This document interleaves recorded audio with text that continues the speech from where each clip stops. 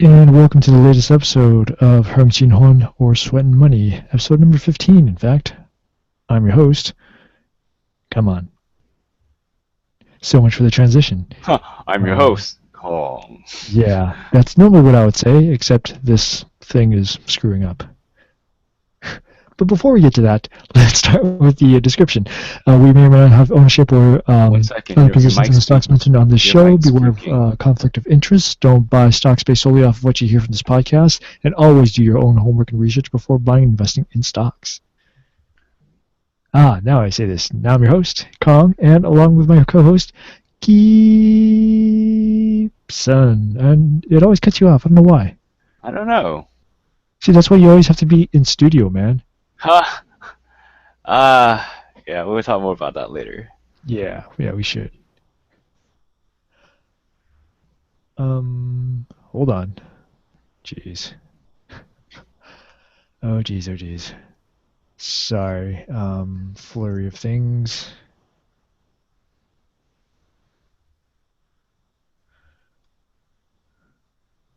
Ugh, yowzers.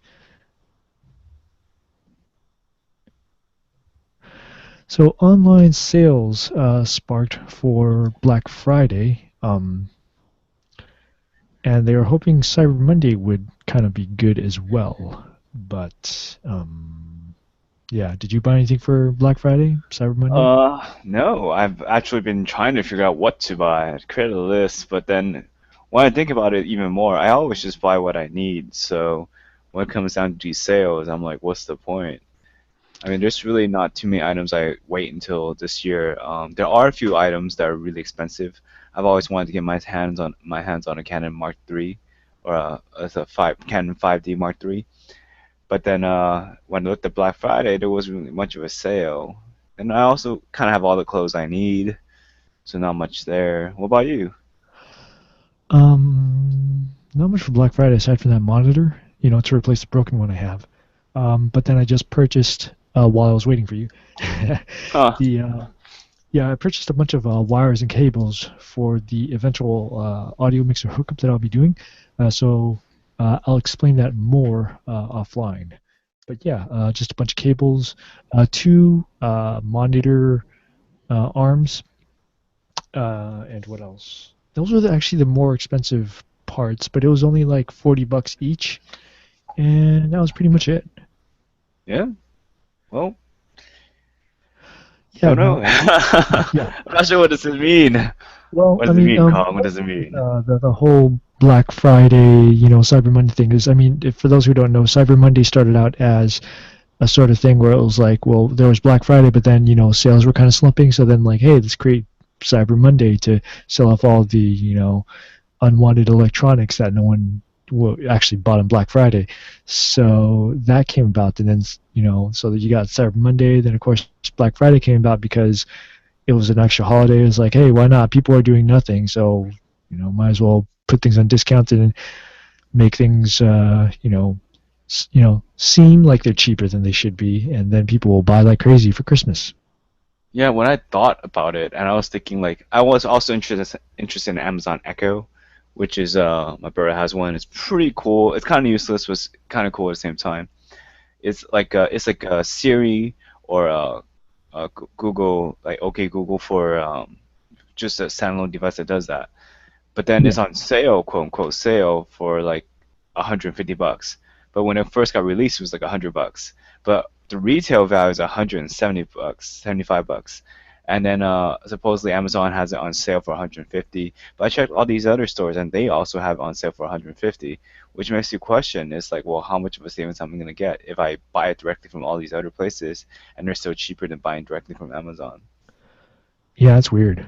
Yeah, it's really weird. I just wonder, with all these extra holidays, let's say like, we have Black Friday, we have Cyber Monday, Tantric Tuesday, Wacky Wednesday, and so on.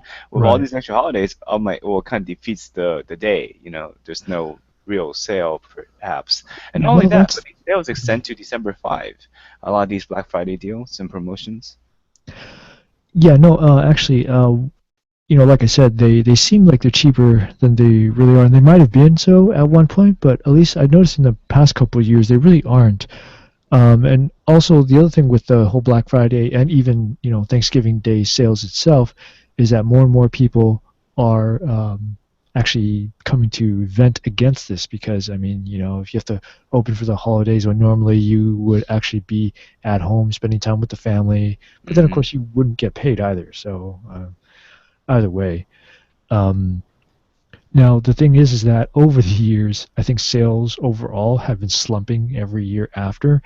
So I think that's another reason that this year I think some companies are saying we're not going to participate on Thanksgiving Day sales, or they're actually going to close early instead of doing things like 10 o'clock at night sales or 3 in the morning sales or something like that. Like you kind of I mean, there's a flurry of those like a couple years ago, but with the backlash, you don't find that as much this year.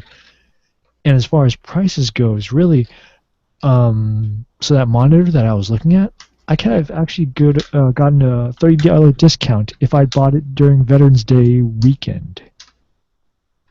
So like a couple weeks before Black Friday. You got a better deal. Yeah, exactly. So I got screwed. But then of course, after I bought that monitor, the price was raised on it. So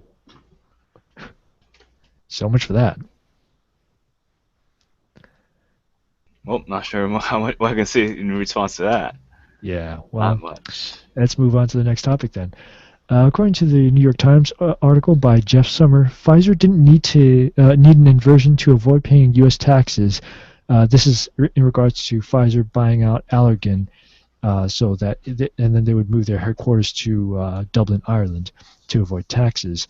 Now, this article says that in fact it already avoids paying taxes by holding its money in accounts abroad, so that this inversion wouldn't really be necessary. Any comments on that? Don't know.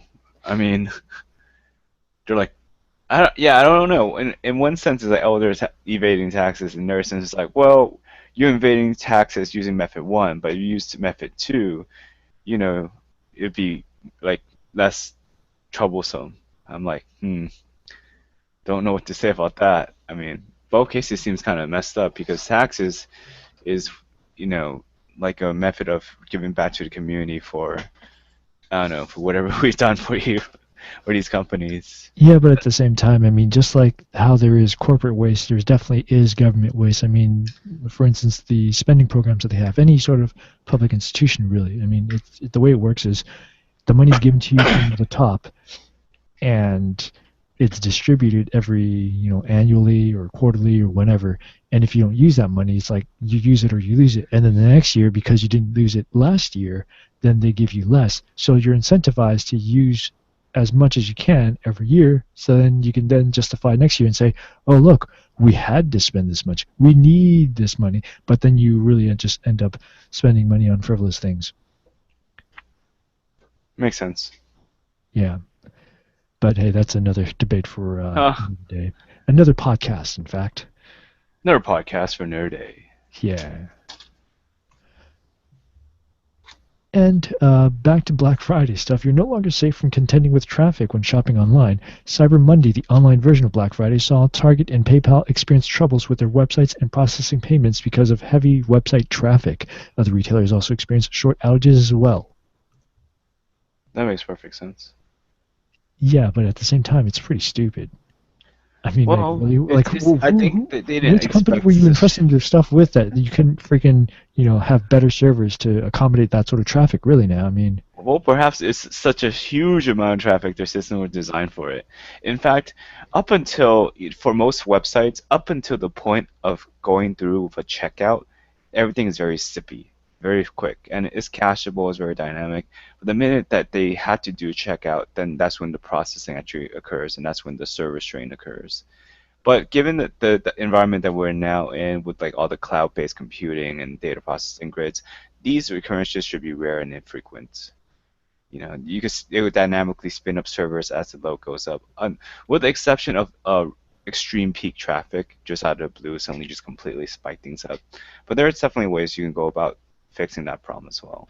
yeah, but I mean, like a major retailer like Target, and especially with a major finance transaction, a company like PayPal, I mean, that's pretty ridiculous, really.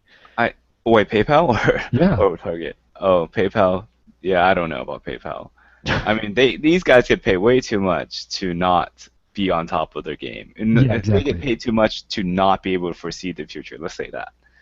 Get the sheer amount of quantity of money that's in the space. Target, for one instance, I could kind of understand, sympathize with, because like business, like selling goods, buying products. Like they run like a department. They run like it's kind of like a pseudo supermarket department store, and they might not have all the expertise that comes with the internet technology space. They might not know anything about servers and whatnot. They might outsource to another company to handle it. But PayPal, their bread and butter is transaction processing. So Yeah. for them to even have any hiccups, that's kind of questionable.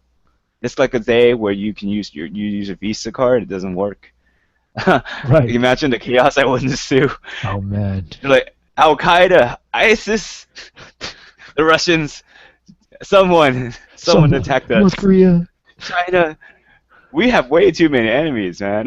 Yeah, The list yeah. goes on. Yeah. Anyone but the U.S. Even within the U.S., there might be Yeah. people. Oh, World Armageddon. oh man, Anyways, but yeah, so that was that. Glad it didn't happen to any other major retailer, and if it did, I mean, it might as well have been Armageddon. All pretty right, so much. let's take a look at the week in review. Or wait, no, no. Oh shoot. Oh, What is I'm it? actually missing an article. Oh no. What was your No. article about? Well, since I'm using the browser here, let me go ahead and pull it up. The benefits of me not being in the studio. I kid. I kid. Okay, so this is the article right here. The IMF has finally approved of China's currency for reserve asset status. So, like we were talking about last week, we originally said that they were going to do it by the end of this month, and it was at the very end of this month that they approved it. So, yeah, on the news of this, however, the RMB had actually dropped in value, which made the dollar stronger. So, Any any thoughts on this? I don't think I comprehend enough about the topic Okay, to comment too well. Although I do have to highlight the fact that a lot of Chinese money is flowing into the United States now. So true. that's definitely very interesting. I'm not sure if the currency has anything to do with it. I mean, if in retrospect though, if the basket currency allowed a lot of the RMB to flow into the United States, then the demand for United States currency will go up, and basically because of the supply and demand factor, maybe then you have to exchange more yuan for U.S. dollars. Yeah, yeah, But you would. there's a fixed number of dollars you can actually transfer into the United States per year, I think. Yeah, but I mean, there's so many stories I hear of how people get around that. Like, they'll pay for their friends to come along and carry, X amount of cash with them or something like that. And then it's like, oh, hey, it's me and my friends, and we're all carrying this cash. Not like that doesn't look suspicious, but Wolf on Wall still. Street style. Got your rat holes. Yeah, I don't know, man. People, they're crazy. Anyways, so yes, weekend review. Tuesday was down a bit from Monday. Wednesday went down further before coming back up a bit, and the markets stay closed on Thursday for Thanksgiving holiday, and markets closed early on Friday with the Nasdaq and S&P 500 slightly lower from Wednesday. It's the low. No one wants to do anything. Yeah, pretty much. So that's like a today's performance. Today markets were down a bit more. The Dow Jones fell 78 points, the S&P almost 10 points, and the Nasdaq was down almost 19 points. It's because you didn't do your patriotic duty and buy anything on Black Friday and Cyber Monday there, Gibson. I think it's because I bought too much. So now I have no money for stocks. In fact, I had to sell some stocks to buy all the stuff I want to buy. It was tough. It was tough. Uh-huh. Sounds like excuses there. uh, this is solely my fault. My bad, guys. My bad. Totally, The totally. entire market movement, my fault. Mm. My bad. But let's see. Oh, come on. Don't do this to me. It will do this to you because you didn't buy a new computer on Black Friday. Let's see. Slide couldn't be displayed. Do you want to try again? Yes, I want to try again. Damn it. Oh, jeez, really? Oh, Max, it's time to switch over to a PC. Yeah, seriously. Dude, don't fuck with me. Do not fuck with me. Oh, you piece of shit. You are fucking with Apple me. has detected that your computer is a little bit too old. It's one day past its warranty, so it's shutting down. Yeah, yeah, it's like buy a new Mac. It's time to buy a new Mac. I hope you have like 10 grand on you. Oh, jeez. Yeah, seriously. All right, Oh, hold there on. it is. Euro makes room. Is that what you see? Yeah, that's what I have on the browser right now. But hold on, give me one sec. Let me re-export the file, and hopefully it'll work again. But it'll take another minute or two. So in the meantime, entertain our audience. Yeah, I'm just thinking about all these ads you have on there, and we're not getting paid. Yeah, we're not getting paid. No, I don't want to show these There's ads. a plugin called AdBlock you can always install, which is very useful for blocking ads, living Man, a ad-free life. maybe I should Sometimes show them all these yeah. ads, and then people would be like, "Hey, this podcast is getting traction. It's on averaging about like six or so viewers a week or so. We should totally buy some ad time on there." Oh, completely, man. That's 6 impressions at Yeah, like $4 per thousand impressions. I mean, we're just rolling in money right now. yeah, exactly, man. We're not sweating money anymore. We're frolicking in money. Frolicking Oh, money. money. In the news. Oh, come on.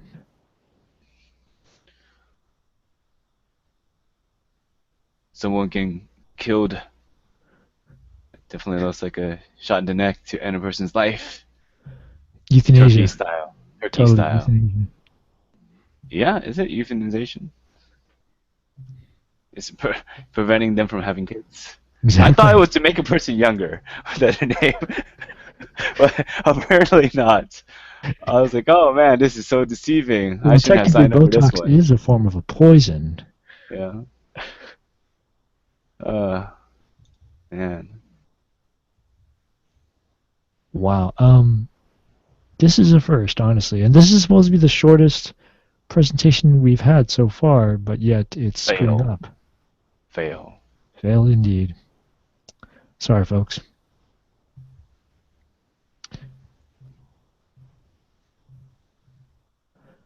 The review, finally. Ah, yes. So, it's been a while since I looked at my own oil stocks, but here's how it looks. So I got Conoco Phillips, I got ExxonMobil, and Chevron, and ever since I bought them in about 2013, middle of 2013, they've pretty much all been down since. I think about like No. 40% on average for everything. So, with the way oil is going, would you continue to short, or is this a buying point for you where you can get these stocks on a bargain?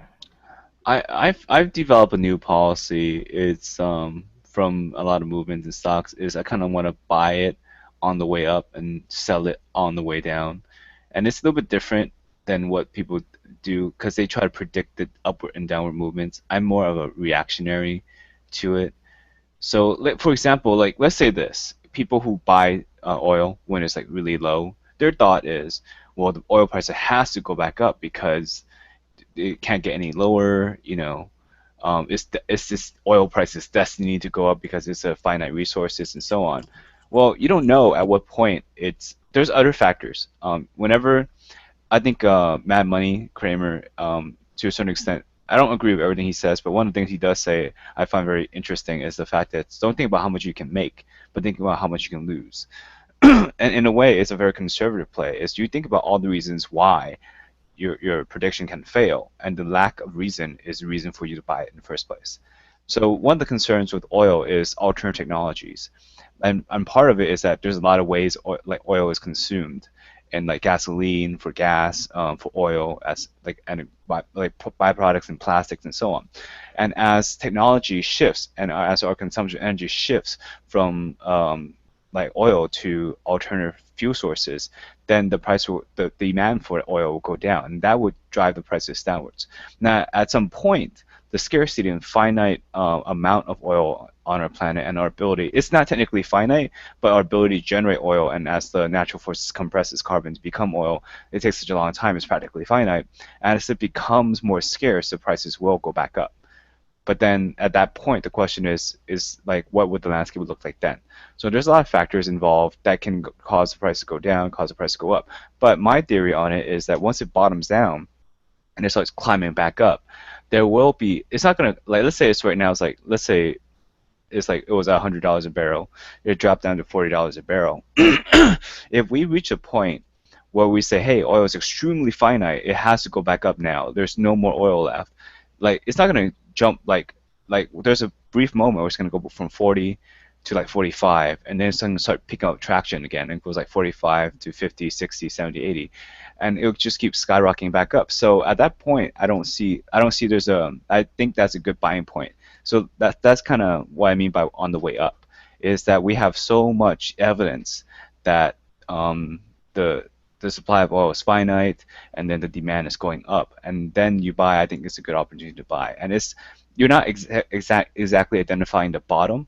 You're more of reacting to everyone's reaction to the identification at the bottom. So I think that's a lot easier to do so than just buying and holding. That being said, is that I think perhaps if you have an indefinite time window, then oil should go back up. I mean, despite, let's say the worst case scenario is that we shift completely away from oil. The Kyoto Protocol is in full effect. Oh, There's geez, massive come on. I concern. mean, with the freaking, that's not going to happen. I mean, the Kyoto protocols, really? I mean, uh, really even well, outdated I mean, with protocols that were stringent 97% of even then. Those like protocols were climatologists. less stringent than the Kyoto protocols themselves. All We are right, fine, so fine. far behind on the Kyoto protocols when it All comes to right, so heating let's say environments. this. Let's say this.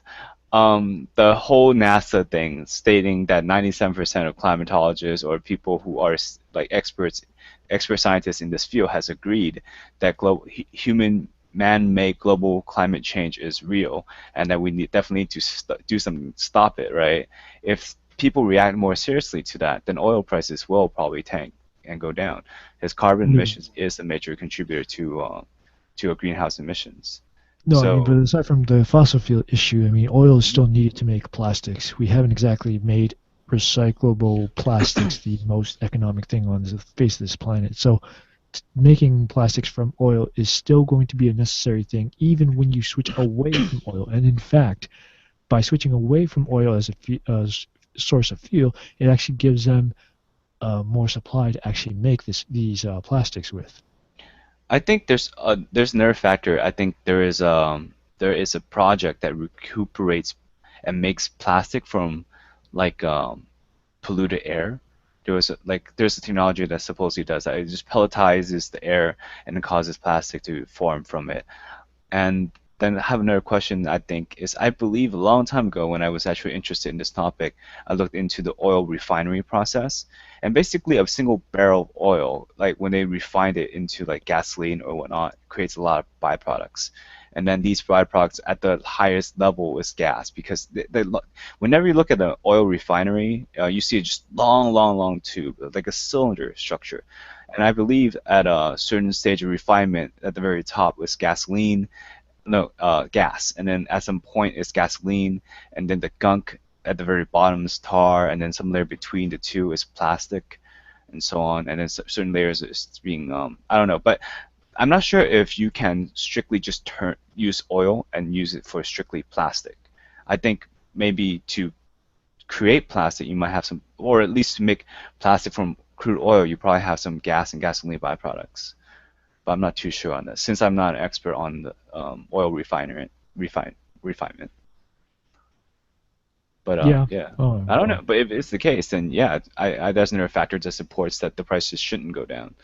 But then again, I mean, like there's like movements, for example, on the west side, especially in environmentally conscious areas in LA and Santa Monica and whatnot, there is like they charge you a fee for using plastic bags to discourage the use of plastic bags to encourage recycling. And part of the reason is because a lot of our plastics they go into landfills and they don't quite biodecompose.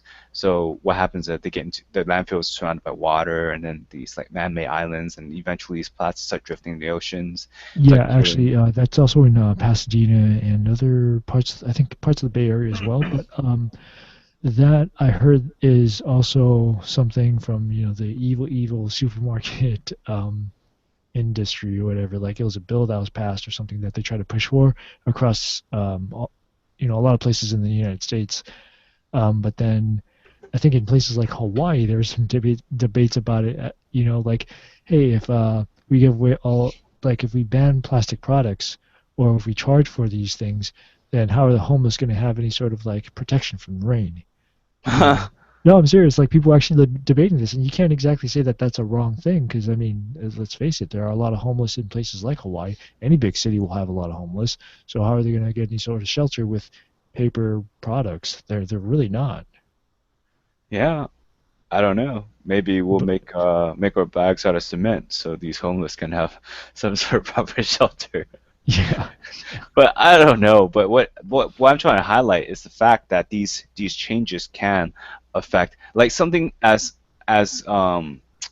insignificant as a 10-cent charge for bags can have an impact, especially if it's at a national level on the demand for plastic. For suddenly we like before, think about it this way, before every single supermarket uses plastic bags by tons and tons.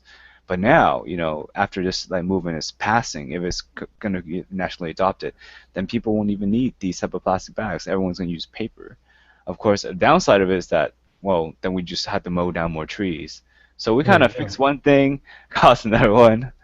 Yeah, humans. When Well, in will we terms of ever the learn? recyclability of plastic versus paper, I mean, if I'm Huh? not mistaken, I think plastic is more recyclable. I mean, granted, although we just mentioned that recyclable plastic isn't as economic as like plastic derived straight up from oil or whatever it is, whatever source it is that they use. It's still, I think it is still more economic to recycle plastic than it is paper because of the elasticity and the sort of different properties that you can get out of plastics. I really wonder what happens to all that trash. I sometimes when I think about it, I feel very guilty. That like I like buy a box of like ice cream or something or ice cream sandwiches. I have like 500 wrappers, like one box, 500 wrappers, and then obviously 500 like ice cream bars or whatnot. But obviously I don't eat 500 ice cream bars. I'm just trying to make a point. Is that we through eating these things we create so much waste, and then what happens to it? Like what happens to the stuff we throw down the trash? What happened to a trash bag that wraps our trash in? Does it actually go? Does it go get thrown into the landfill? Does it get decompose? Does it? I don't know what happens to it. And Go to a sometimes, landfill, yes. Biodecompose, probably not. I mean, like uh, everyone is gonna market that they do that and all that, but I doubt everyone actually like yeah. So what sorts happens out to the all that trash and waste, all all that that stuff. I plastic that mean, doesn't decompose? Where does that go? How do we take care of that? Who well, cleans I up that mean, trash? no, was it in City of Industry, Rose Hills, the cemetery area, where Yeah, people bury their beloved and all that. In terms of like a feng shui aspect, I guess, yeah. geomancy products and all that, that used to be a freaking landfill. Huh. So like, I was thinking that. I was thinking you were gonna build up to that. It's like, hey, it's gonna be a landfill. yeah, But I was thinking worse. I'm not sure which is worse. Either A, it used to be a landfill, or B, it's also a landfill. I'm like, if it used to be a landfill, it doesn't seem as bad as it also is a landfill. You know that hill you're sitting on top of? It might look like a pile of shit. Well, it actually is. yeah, Mixed with a couple of cans and a couple of like nails and whatnot. Yeah, I figure you figure they're dead. Dead people don't care about it, so why not? yeah. Like a cemetery and landfill. I mean, that's like a formula for pissing off the dead. I think. I think. But no, I think that's the thing with a lot of the landfills though is that from like the mid '90s or so, that's when they started doing a lot of these things on mass scales where they realized that they were running out of space for dumping their trash. And so, there's a lot of concerns about like, okay, well, where can we dump our trash then? And what are we going to do with the landfills that are already here? So they slowly but surely eventually converted a lot of the landfills to grassland, and started growing other things on there to kind of like help clean it up, because back in the days, landfills, you would dump your trash in there and it just gets piled up. It just smells really, really horrible. And whatever bio gunk pretty much like would seep into the ground and poison it, and eventually that would eventually get into the streams of our ocean. That's why back in what, the 80s, I think it was Huntington Beach, you couldn't even swim in it because there was so much crap in there. And then plus there was a waste pipe just flowing directly into it. So if you ever went swimming there, you were pretty much swimming in crap. Yeah, I feel like the same can be said for Santa Monica and Huntington. I'm not even sure if it's still the case right now. Don't know. Yeah, Someone so I mean, I don't know. I mean, out like, there I can guess let it's us good know. that they're doing these things where they're turning it into um they're turning it back into like something that has a little bit of green, like grass. But even then, if you think about it, like a place like a cemetery, that, I mean, yeah, it's a good employment opportunity if you have to maintain a lot of grave sites. But I mean, think of all the water you're using up in trying to water that grass to make it look clean. I mean, there's still a lot of things that we do that are very, very much impractical for the environment I and think there quite was a harmful. technology a long time ago, back when I was in college and I was in a like an environmental science course, is that there's a mention of a technology or enzyme or something that decomposes matter at a molecular level, and there was a lot of excitement with that, but I'm not sure where that went. But perhaps if my memory isn't completely flawed and the research was valid, then yeah, perhaps that's gonna be the new wave of the future. I imagine, this. Yeah, actually, did you hear about the mushroom death suit? No, what is the mushroom death suit? Sounds delicious. Right. They should change from mushroom death to mushroom cooking suit. Well, here it is.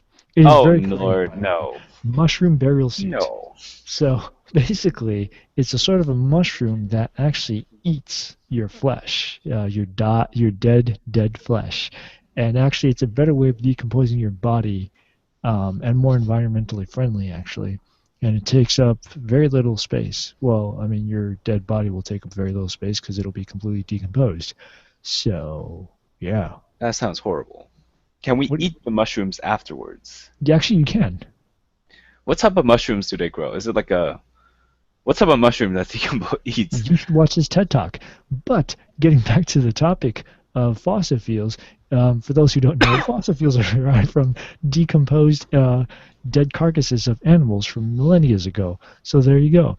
Then, if we ever run out of fuels, this is just helping, go faster, I guess. I A don't few know. millennia from now, you will No, make a no, no. return With the on your mushroom death oil suit, it'll be investments. quicker than a millennia. Yeah, there's a lot of technologies out there that does a lot of oil refinements. Even a person, I think, there's a video where he tried to recoup runoff, like just burnt matter. Like he took a tree trunk and then burnt it and show how you can recoup oil from it somehow, carbon, and turn it into usable gasoline. Actually, that reminds me of an episode from MacGyver where he actually did that. Huh. Yeah. Yeah, Was like it the his same field episode where he took his like Jeep a ran out of fuel or toothpick something and like a that, rubber and so he'd band and like made a concoct tank? his own little like gasoline thing or something. I can't remember how it was. I don't know. It was many, many decades ago. But anyways, we have completely gone off topic. So let's go on to the next topic: investing MacGyver way out of strategies. this one. And this should not be in here, actually. This should be in a different section. I don't know why. But if you don't know the LA Auto Show, actually, this should be in the not the investing strategies section, but the Totally, buy this portfolio car. section. It should Great still be the portfolio investments. section because the picture that was just featured there is a concept car from Honda, whose stock I do own, and they've been down for a bit. So buy Honda. Huh. Buy it now. In fact, buy this car. Yes. Sell everything. Buy this car. But let's see. Do I have the other article? No, I don't. Yeah, I'm actually looking to buy a Chevy Volt. Not really buy it, but I'm looking into new ones. Yeah. Yeah, the new car looks a lot better than the old ones, the 2016 model. I like the curves that they have. Yeah. like the concept, like basically it's a it basically burns gasoline into turns into electricity. Everything else is basically electricity, and if there's not enough juice, then it uses the engine to basically generate electricity for the car. So it's an electric engine. It's not a gasoline engine like some of these hybrids that basically just use electricity to assist the drive. For the most part, it's an electric car, the Chevy Volt. I think one of the perks that one of the perks of having a Chevy Volt car, environmentally friendly car, is like the green decal stickers or white decal stickers that allow you to have like free parking, HOV access, um, like a lot of different little perks. But apparently there's a limit on that now. And then if you were to buy a new car, you may or may not even get the decal, which is part of the California's incentive for like green vehicles. But there's still not even that many electric vehicles out there yet, though. Because we lack the infrastructure for it, like there's no charging stations, and if there were more charging stations, it wouldn't be an issue. Of course, if there were like less difficulties and less challenges, perhaps there wouldn't be as many incentives to do so. So, Hmm. stock picking won't make you a billionaire. No, that was last week's topic. That was the last week's recommendation.